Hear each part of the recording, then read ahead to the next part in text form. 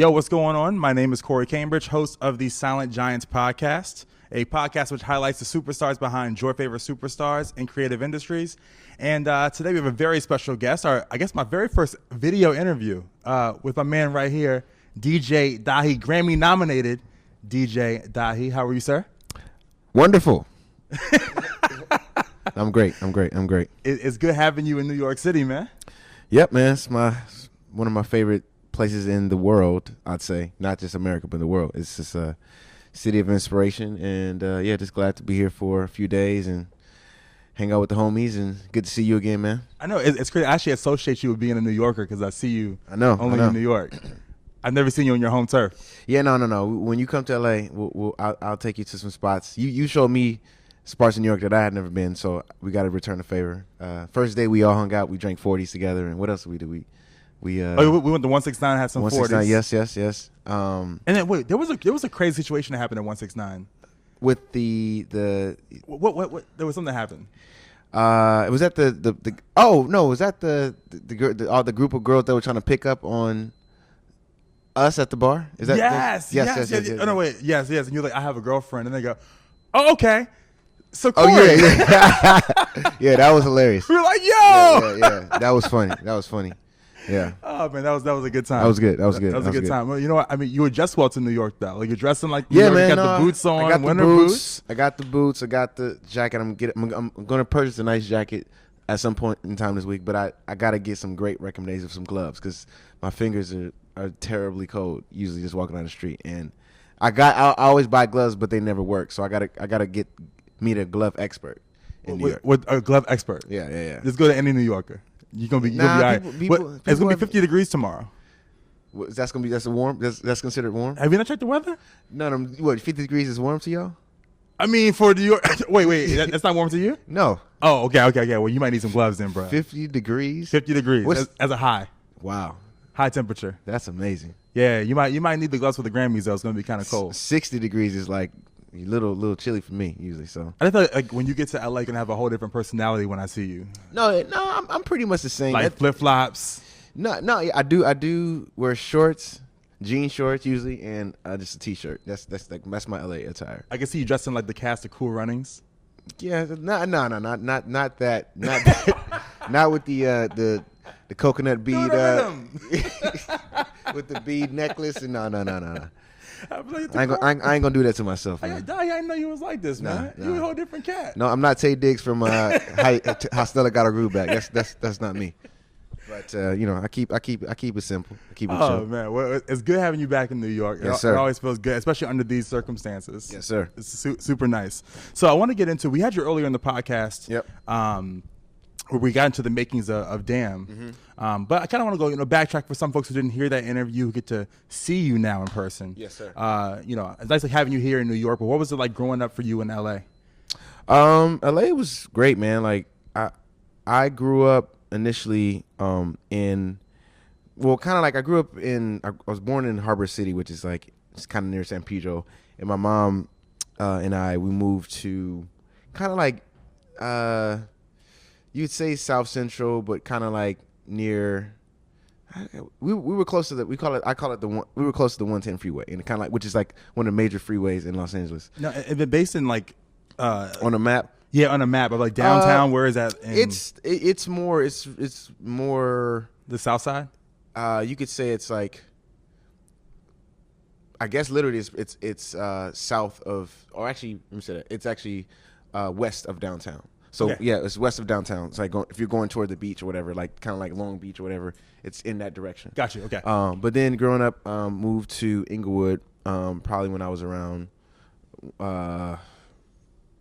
maybe like 6 or 7, because I went to elementary school in Inglewood and been at Q, so that was my first kind of like introduction into Inglewood, and kind of pretty much just grew up going to high school in Inglewood. Going to elementary, middle school, and high school in Inglewood, and kind of even though I moved around in different parts of Inglewood, but also in like Hawthorne and different parts of the South Bay, I was mostly in Inglewood, like for like my growing up days and stuff. So, and for me, it was like, at that time, it was a predominantly Black and Latino community, and everybody was kind of like, just struggling, surviving. But it was, to be honest, it wasn't. There was violence, there was activity going on, but I never really was like a part of that. I was always kind of like the kid that was just, either into music or playing music or hanging out with friends, or like hanging out with the skater kids, and I was always kind of like the in between things. And so my experience growing up was great. You know what I'm saying? Like I never felt like I was poor. I never felt like I was struggling. My parents, they had good jobs. My mom had her own plant business. My stepdad used to be a carpet cleaner in the city, and we live like normal like a normal family. I never felt like I was like out of anything. You know what I'm saying? Like, right. I was always provided for, which is great. Was it a big musical household? It was a big music household for the fact that like my stepdad always had instruments in the house. Like he always had, even though he didn't play, he hardly played anything. He only played like the bass, but he would always play the same song. You know what I'm saying? You have that parent that would just play the same song on the keys or playing just that one song with every time. So, but we always had instruments in the house. Like there was a drum set in the garage. There was a guitar in the living room or the den. There was always like marambas and congos and bongos and just random stuff in the house. Because my dad we would go to the swap meet and he would just buy a bunch of like random shit. What is a swap meet? I feel like it's okay, like certain things like coming from Virginia, a New Yorker said a bodega. You guys have swap meets on the East Coast? Nah, I've never heard of a swap meet. Like, and you mentioned it in the interview earlier. Yeah. So and I'm like, what is a swap meet? So swap meet is like, well, the one we used to go to was called the what was it called? Was it called the rodeo or rodeo? Something like that. I can't remember the Rhodium. I think that was called the Rhodium. It was at this kind of abandoned drive-in movie theater that was in kind of like in, it was near El Camino College, which is the junior college in Los Angeles. So there was this big lot, and every Saturday or Sunday, people would everybody just bring their stuff, and like they would kind of rent out a lot, and they started selling items. So people would sell used items or sell whatever, and they would also have vendors that would just sell different products. But there were a lot of people who literally would just sell like used stuff. So the bigger ones now they have in Los Angeles, like the one at the Rose Bowl in Pasadena, like this huge one. A lot of fashion people go there. Like they'll find dope vintage clothes and dope vintage pieces and stuff that are people are just selling. So it's like a thrift store. Yes, exactly. It's a thrift store. A flea market. Yeah, exactly. A flea market. You do it in daytime and just go, shop and stuff. So it just, we just call it a swap meet. Okay, I learned something. Yeah. A swap meet definitely sounds cooler. Swap meet than a flea market. Flea market is bougie. Swap meet is like, Wait, a flea market is bougie. And the swap meet is... I think the term flea market is... I've always heard it in this very, what you call it, gentrification term now. You know what I'm saying? Oh, like Brooklyn flea. Yeah, like, okay. You know what I'm saying? Okay, like, it's okay. like, All right. You know what I'm saying? Okay. Swap meet just sound like, you know what I'm saying? Oh, we going to swap meet. You know what I'm saying? You know what I'm saying? You're going to pick up some used whatever. Okay. That's my experience. Well, I learned something today. Yeah, no. There was someone watching this who was like, what's a swap meet? Someone in Virginia who was just like me. Yeah, exactly. So, but yeah, that was my parents. That's what we would get instruments from there and just bring in the house. And then, so I always had instruments in the house. Okay. Yeah. And then I just kind of just slowly but surely just picked up playing stuff. Didn't really learn how to like read music or do the music, but that was like my first introduction because it was just always in the house. Now you got into music later, if I'm not mistaken. It wasn't like in your adolescent years where you got into making music. No, I mean I've always done it. Like I like 7th grade is when I actually went to school and started to learn like concert band, you know what I'm saying? Okay. Yeah. So I did, and then I stayed with that consistently until I graduated from high school. So I did marching band, I did concert band, I did jazz band, I did a plethora of just kind of like just playing in school bands and stuff like that. So did you rock a cummerbund? What's a what? A what? A cummerbund. What's that? Oh, I did choir. Because we get to wear a tuxedo with the ruffles, and they put the big like belt on you, like the wrestling belt. Oh, no. Didn't do that. Yeah, you don't want that. Yeah, no, you don't want that look. Yeah. You were cool. Yeah. So, well, you cool as you can be in the band because it's funny. It was funny because I don't know if I just told you I went to New Orleans, and it was interesting going to New Orleans. And it's like you can tell that city is cool because if you play music, that was like the cool. You're like a football player, right? Everybody plays an instrument there. It's almost like if you don't play instrument in New Orleans, like you're not cool. In the city in LA, it was kind of like you could get clowned, you know what I'm saying, for playing. You know what I'm saying? A cat carrying a violin case. You know what I'm saying? Rocking the Captain Crunch suit football game. Yeah. So it just, and them uniforms was definitely corny. You know what I'm saying? I've never really seen a cool marching band uniform. I think they may have a lot to do with like university culture. It does. Like HBCU culture. Because I went to Virginia State my freshman year, and the band was like the cool thing to be in. Yeah. But so maybe it's like a south or southeast regional like Bible Belt thing. No, I mean music. I always looked at music is something that has a lot to do with the city, you know what I'm saying, or where you grow up in, and how it kind of influences like just the culture of just picking up an instrument and playing. And I think in Los Angeles, for me at least, I didn't necessarily feel like it was a cool thing to play an instrument. It was more of a cool thing to rap. You know what I'm saying? Like if you could rap, and that was the thing. That was like, oh, that's dope. He can spit bars. He can freestyle. He can, you know, that was something that was like kind of dope, you know what I'm saying? To play an instrument wasn't like the dope thing, you know what I'm saying? But everybody still listen to music, you know. It's just It's just interesting how you when you go through the cycle of where music comes from. It's just like it's all the same. It's just what's popular, you know what I'm saying? Was there ever a time that you wanted to be in front of, you know, be the frontal talent and you know, rap or sing? Nah. I never really had that kind of desire. I've always kind of been to me, well, in a lot of ways, like I don't mind it, but it wasn't a goal of mine to me. Like it wasn't like I want to be the singer. I want to do this. Like I sing on records all the time. Like I you know, it's fun for me to do that. It's just not one of my like goals in life to like be the leading singer of a band or do anything. Like it was always like I just liked making music and, you know, and being know how to make a good song. That was always my main kind of goal or thing when I was starting to create or me, especially being in band. Like, you know, you always play a part, you know what I'm saying? You're not like, unless you get a solo, you know what I'm saying? But when you're playing instruments, you're just kind of playing with other people and you guys are making something together. So I mean, I think that your early adolescent years always shape who you later become. Yeah. I would say like that no one's life and who they turn out to be is really by accident. Absolutely. It always comes from experience. Absolutely. So I could even see how like that your early band experience even helped you as a producer, right? Or even how has it even helped you as far as co-producing tracks with artists? Because that has to be a different experience as well. Being able to, like, what is your working process, working on a track by yourself and then working with other producers? Well, now, I mean, for me now, it's actually what my goal is now is really more collaboration and not doing everything by myself. Just because I think the style of producing I want to get to is really just more orchestrating and kind of be able to look at a record and kind of overview it and be like, okay, this is what we need to do. We need to get this part replayed or get the best person who can play this part. And also too, just kind of know what have a bigger goal in mind of like where a record can go. So now for me, collaborating with a lot of different types of, you know, producers is something that just is dope because I'm learning a new skill. What they do, they can maybe pick up a trait from what I'm doing.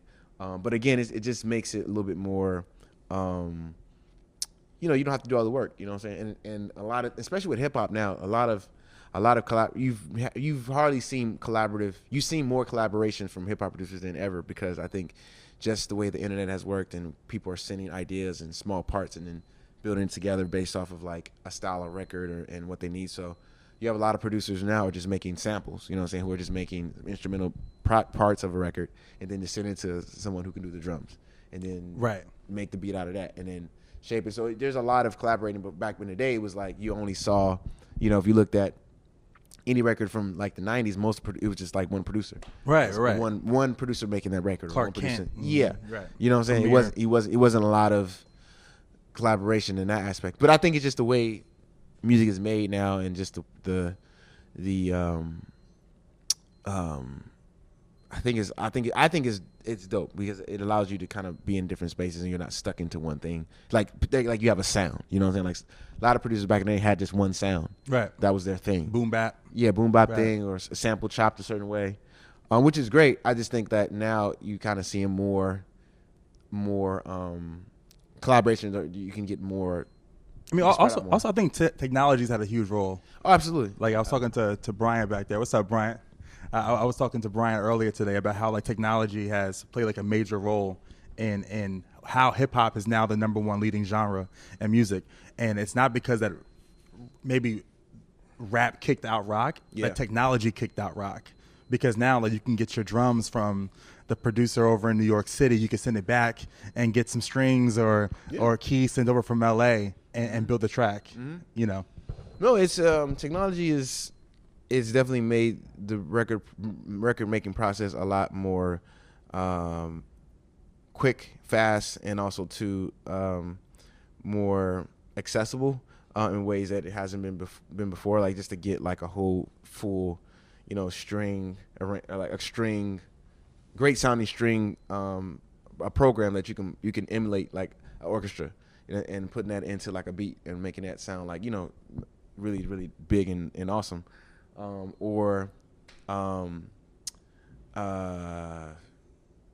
Just even how fast you can come up with stuff now too is pretty amazing. Like there's so many, like I have a lot of tools that I use that I can literally make 50 beats in a day. You know what I'm saying? Now those beats may be trash. You know what I'm saying? It's 50. But it's all about the detail. Right. Exactly. You know what I'm saying? Like you can. For me, I just spend a lot of time on detail stuff, so that's why I don't have that kind of like fast working flow. But I'm trying to find new ways of like really collecting ideas and making more stuff in a day. And before I couldn't do it, but it was basically just based off of like the technology I'm using and how I'm thinking about it. Because now with the new software, I'm allowed to be like, oh wow, this is something that I can do. I can think about music in a more efficient way, but also to the more like moment, trying to capture those moments. And that's what I think music is about. Really, to me, is about capturing moments. I want to go a little bit further back into the interview. We're talking about band. How did your love for instrumentation and being in a band go into you want to do hip hop production? Like, what was that crossroad period for you? To me, the band, being in a band, really I find the skill of reading music or playing music and having a sense of like improv is something that I value in me creating the music in general. But for me, it wasn't really, I can't really say band was a tie to rap, for me at least. It was just something I just like playing. But I think when I got turntables, that's when that really happened, when I was like, oh, like DJing is really fun. That moment of me really mixing records and being in a party and vibing out and just hearing really dope instrumentals and drum breaks and all that kind of stuff, that was the turn where it was like, okay, this is something that I can get into when it comes to hip hop. You know what I'm saying? That was just my personal thing. I was always going to do music, I think, in my life. I just didn't know what type of music that I really wanted to do. And the turntable for me was like the thing that I was like, okay, this starts to make sense. And that wasn't until I got to college. Yo, I heard you nice on the ones and twos though. My homegirl yesterday, we're leaving the party. Yeah. And we got into the Uber going back to Brooklyn. Yeah. She was like, yeah, I ran into him at Brooklyn Bowl like 3 years ago. And yo, he's hype on stage. Because you're very mellow, very cool. You're very LA, very like, yo, what's up, man? How you doing? What's going on? hey. But then like her on stage, you get super hype. Yeah, no, I mean, it's just music, man. Like music is a totally different beast to me in regards of like when I'm creating or when I'm like in it, you know what I'm saying? Because I can get in my room and just like spaz out, you know what I'm saying? Yeah. Really make some really dope stuff. But it's just a mood, man. Like I think that's the power of music, you know what I'm saying? Like I said, it's really that moment. It's like when you're rocking on some turntables and you just do this killer ass set where you're just transitioning from dope song after dope song after dope song, and everybody's like, oh, you know what I'm saying? Like it's like these dope climactic moments of just like energy and power. So those are just things that I like really thrive off on in that setting. And then also too when I'm making music. What are your favorite things to play like on stage when you're DJing? I've kind of usually when I DJ, I usually try to now what I like to do is for sure try to, it's been done a lot before, but one of the things is for sure is to really play samples of records that people sample and then bring it in with the newer version of a record. Okay. So that's always really fun to do. And then also too, just really unique, just rhythms to me. You know what I'm saying? When you can, and that's kind of is a cross genre thing where you're playing a lot of, like I'm saying, if you're playing like spank, like I'm trying to think of some like transitions I always like. I like just I don't know, just in general, like anything that has to do with rhythm. Like a lot of syncopation? Yeah, syncopation. I don't really play a lot of 4 on the floor type music. Like I just love like just a mix of that's not my favorite music, you know, but just stuff that just has really unique rhythms, man. Just something that really can bring people to dance more, you know what I'm saying? And I think that's always important. And I think to me, it's what I realized too about just the like kind of dance culture when it comes to like being in a when you're playing a certain type of genre, playing certain genres of music. Like sometimes, you know, it's always good to kind of for your audience to kind of know what you're going to do to some extent. Like know, like on this night we playing 70s disco from that stuff, because the expectation of like, okay, I can dance to this, I know what this is, I feel familiar with it. You know what I'm saying? And there's a comfortability of just kind of letting loose. Sometimes when you go into like certain clubs or certain places, it's like there's almost this expectation just to play, you know, Migos, you know what I'm saying? Which is great for a certain environment, you know what I'm saying? But if you wanted to mix in with something else with that, some people don't want to listen to that, you know what I'm saying? It's just the environment now, I think, is happening a lot. It's like in DJ culture is really about kind of finding a niche for like kind of like creating a world that, okay, when you come to this spot, this is what you kind of expect to hear. You know what I'm saying? Because it makes you a little bit more looser, and it makes you a little bit more comfortable, and not have to like, you know, oh, I want this. I think if you can curate things musically, that always, I think now more than ever, can create like a more comfortable environment for like the people when they're, you know, enjoying. Because how does being a DJ help you as a producer? I think it's important just to tempo to me is like one of the most important things. Tempo is like probably to me like can make or break like how good a record is. And I think sometimes when you like, for me, I know I'm a naturally slower rhythmic person. Like I love anything in the 70 BPM, 65 BPM, you know, 80 max usually. But what I've really come to do is really like it's funny, like every time I work out and I'll go to the gym and I'll do some boxing or whatever, and I get back in the car, I'll play some music and everything just sounds slow. You know what I'm saying? Because obviously my heartbeat acceleration is like faster, so I'm listening, but everything slows down. So I usually sit down and be like, this is slow, and then that can kind of tell me if I need to speed up a record. Okay. So just little things like that where you just be like, okay. And then when you go back, you be like, okay, that works. You know what I'm saying? Just tempo, and because I just know how it makes me move. You know what I'm saying? Like I usually now I pay attention to that more than I did before, and I think it's helped me in, you know, pushing a little bit tempo in making danceable music or stuff that kind of gets people going. So I think, like you're saying, as a DJ, I think that's as important, and the producing, I think that knowing those transitions and stuff, because, you know, it's hard. Like transitioning tempos is like the hardest thing I think in DJing. If you have to be very clever in how to like people moving like this, and then you just drop. You know what I'm saying? Right, and the whole vibe, the whole heartbeat of the party. Everything, you know what I'm saying? But you can. I've seen some really dope ways of doing it. You know what I'm saying? By picking the right song or picking the right thing, or halftiming it, where it's like it's 120 and then you just really do a dope beat at 60 BPM, and that's like a halftime beat thing. And so there's just a lot of different tips that I've kind of picked up in producing and DJing. But I think tempo is like a very, very important thing to kind of keep things, like even like when you're doing track listing, you know what I'm saying, when you're doing an whole album, and it's like, how does this record go with that? You know what I'm saying? You can't you know, you almost I kind of look at it like you want it to be a wave. You know what I'm saying? You want to have highs You want to be able to breathe, and you want to have a high again. You can breathe, and then you can end it with something. So you have to kind of like know how to just. You don't want your albums to be just one level, like flatline. Right, you know what I'm saying? Yeah. Like sleepy music. You know, a lot. I've heard albums where I'm just like, oh shit, it's back at the first record again. You know, the only artist I think that I've gotten to love who makes very same tempo music. Yeah, Sade.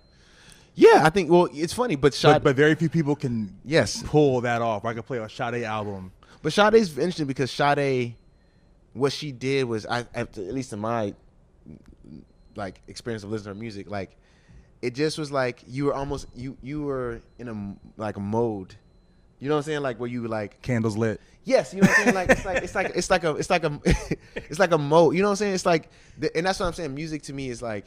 It's all about like where you're at, where you're listening to it. You know what I'm saying? That's a great point. It's always like, you know what I'm saying? Like that, you know, she's gonna put you in a mood, so you want this environment to be right. You don't want to listen to me and my girlfriend. We went to this. We always laugh about this. We went to this yoga class. It was like hip hop. It was like was it trap yoga? What was it called? Yeah, Y7. So I went to the yoga. It was like Y7. It was hot yoga. Okay. Hot yoga.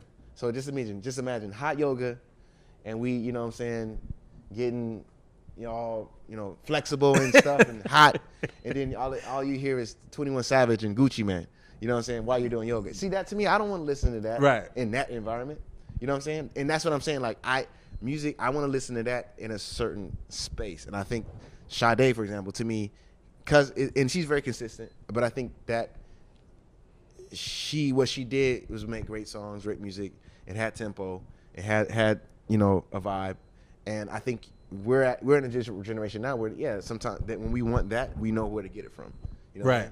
That's how I look at it. We know that she does this, and that's where we get it from. So, I think it's important. I think it's super important. Cause I always look at songs, whether even when I'm writing a song, I like to think of it like a Hallmark card. Yeah. Right. You want to be able to pull it out. You walk into Hallmark, you go, you know what? It's my mom's birthday. Yep. Okay. I'm gonna walk into the Hallmark store, and my mom's African American, of course. I'm black, so she probably likes a mahogany card. Yeah. You ever get your mom a mahogany card? What's a mahogany card? You know what a mahogany card is? What? No. Oh, it's like the soul food for cards. Oh, really? Okay. Yeah. Okay. Yeah. It's like always if you want a Kwanzaa card, mahogany. Okay. You know what I mean? Okay. Black Santa card. Okay. Mahogany. Okay. So you go and get your mahogany card. You get your mahogany thank you card, birthday card, get well soon card. Yeah. Now look at songs that way. Like you need to be able to pull them out of your back pocket and be like, this can take me. I want to go for a run to this, or I want to eat dinner to this, or I'm sad to this. John Mayer is good when you're feeling sad, by the way. Going through heartbreak, that's what I pull out. Little John Mayer always tugs in the heartstrings. But that's why I think it's really, really important today with the single-driven market that we're living in. Yeah. The importance of making a good album, and you had an opportunity this year to be a part of an amazing album with Kendrick's Damn. How did that opportunity come about? Like, what was the flow of getting into the album? Are you and Kendrick always working on music and it just happens to be that the songs compile? Or is it like a quick phone call of like, yo, Dahi, what's up, man? Like, I'm gonna start something new and fresh. Want to come through? Nah, with Kendrick is not even it's really kind of just a constant like platform of building things, and then once he gets a concept that makes sense, then it's like, okay, he knows where to kind of dictate it. But he kind of allows himself to kind of be in different arenas and places and just be in a creative state of mind all the time. So it's always a thing that, when specifically for when we kind of got in Damn, I literally was just kind of I always send him an email just like, oh, here's some beat ideas or here's some song ideas that I have, and then he'd be like, oh, let me hold on to this, and then he'll hold on to it and he'll write to it or do something.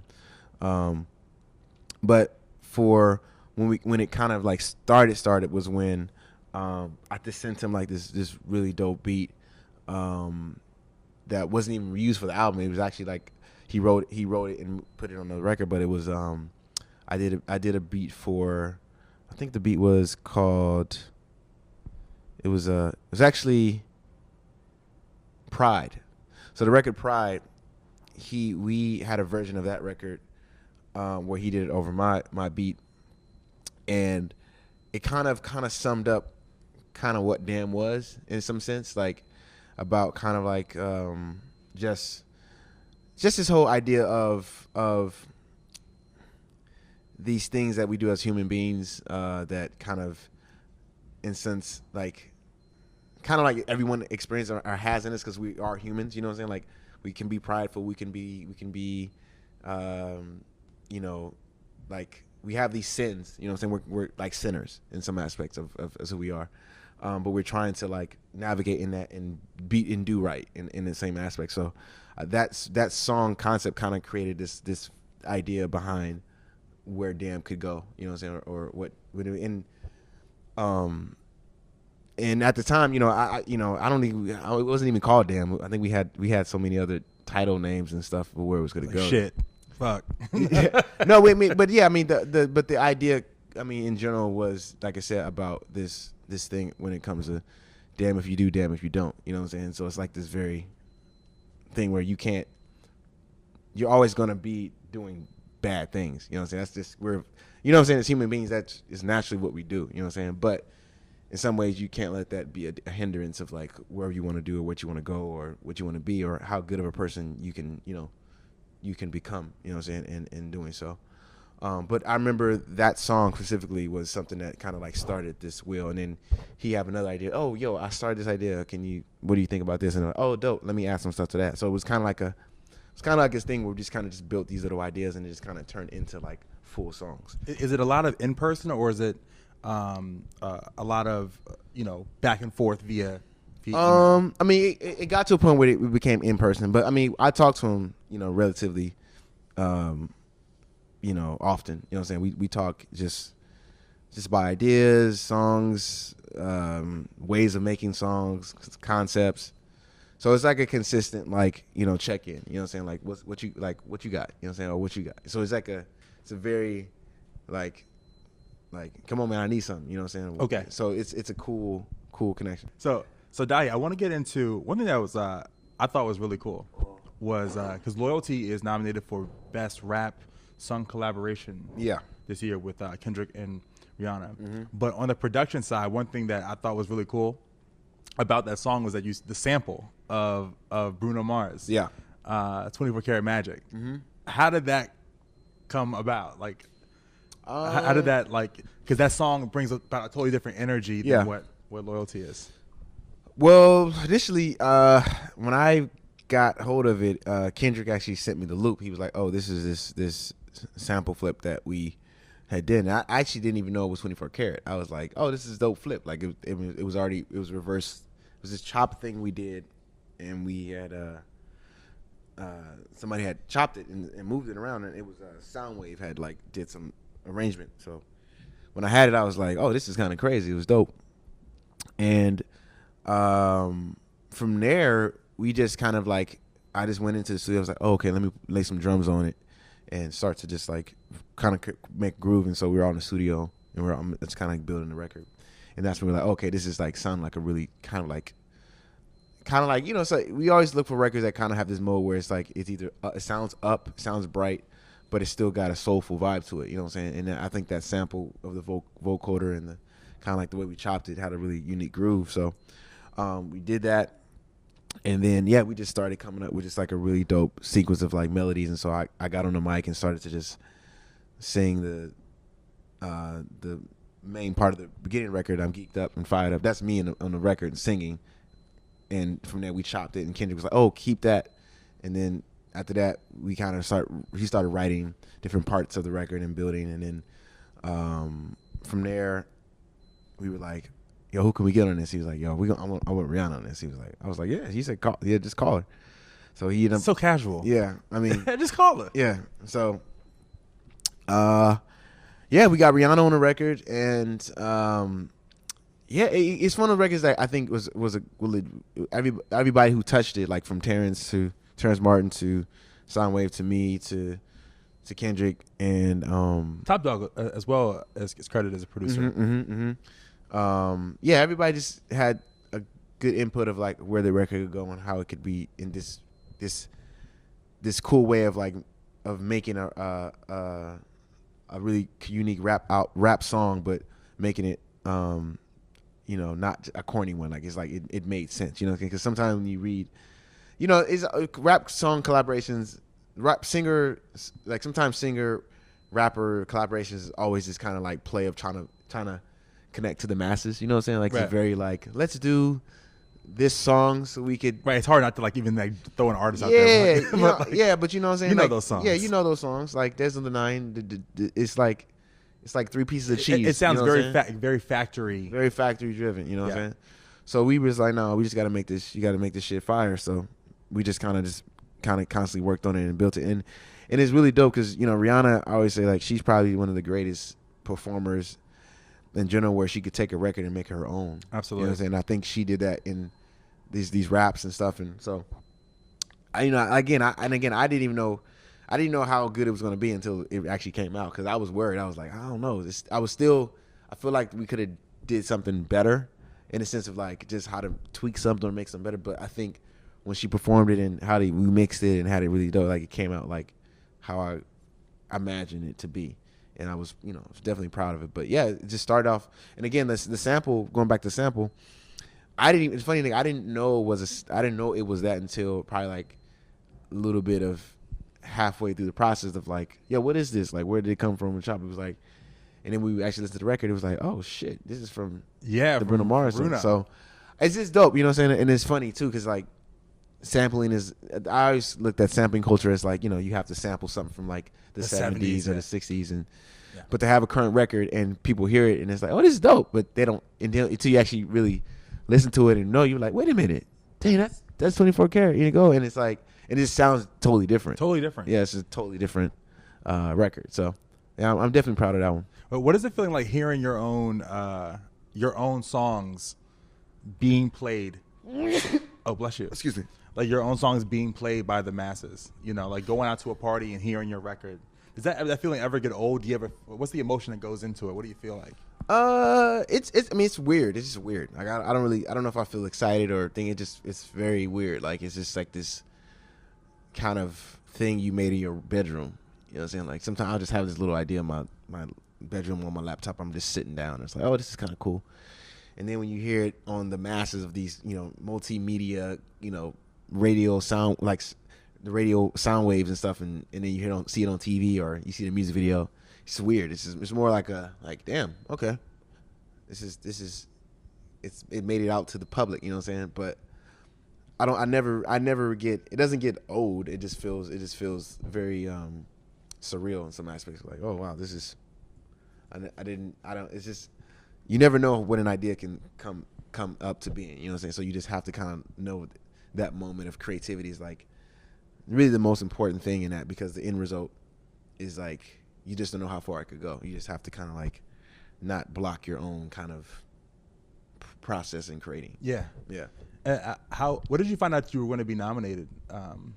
Probably when everybody else found out. I knew DAMN was going to be nominated. I didn't know if it was going to be nominated for album of the year or rap album of the year and stuff. But it was definitely a thing where it was like, I had a great feeling because I just listened to other people's albums this year and kind of comparing it. I was like, Kendrick hit a lot of marks, and when it comes to just like the sure, the critics and it sold well, and I think he kind of hit. This is like the album where I think he kind of gave an album that everybody would love.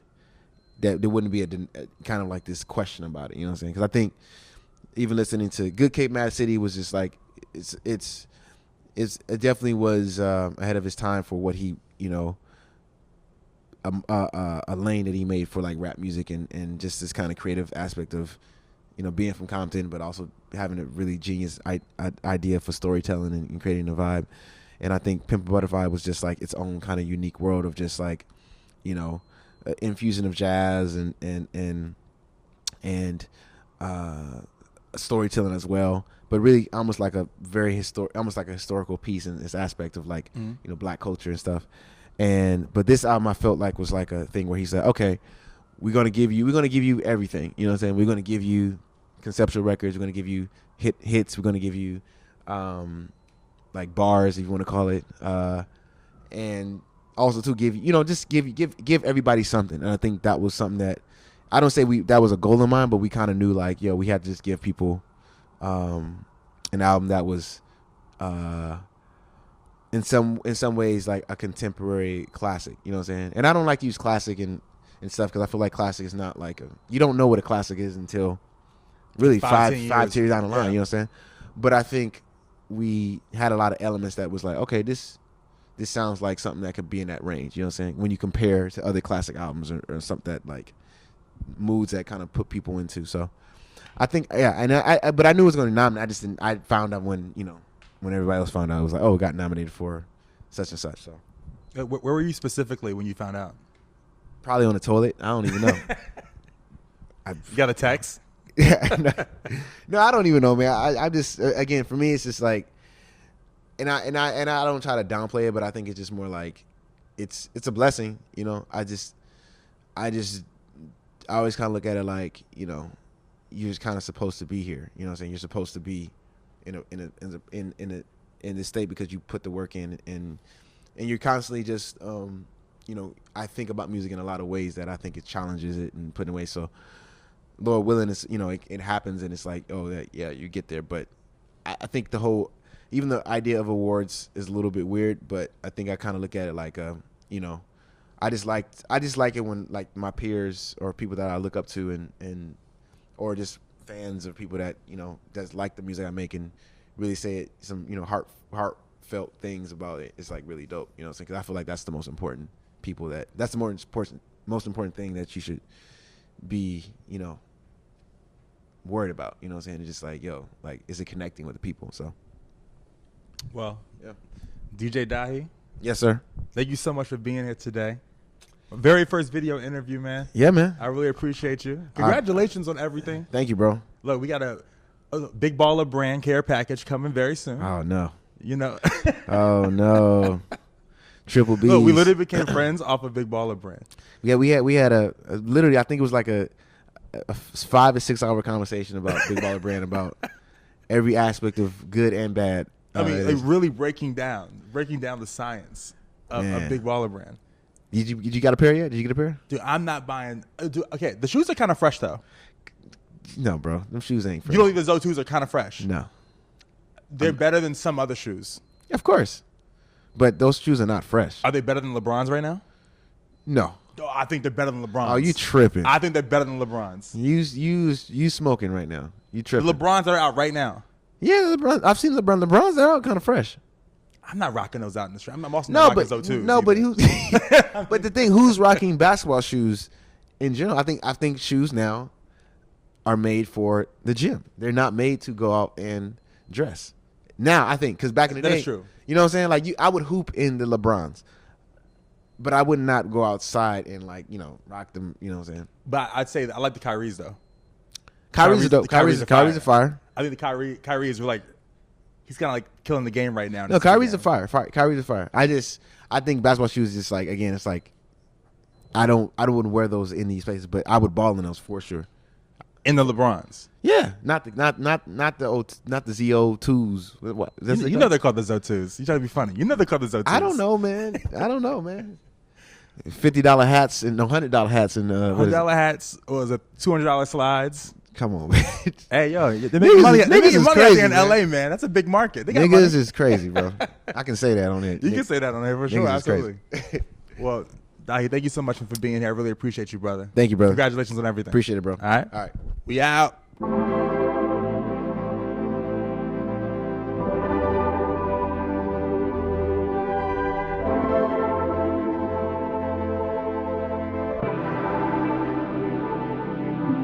This what God feel like.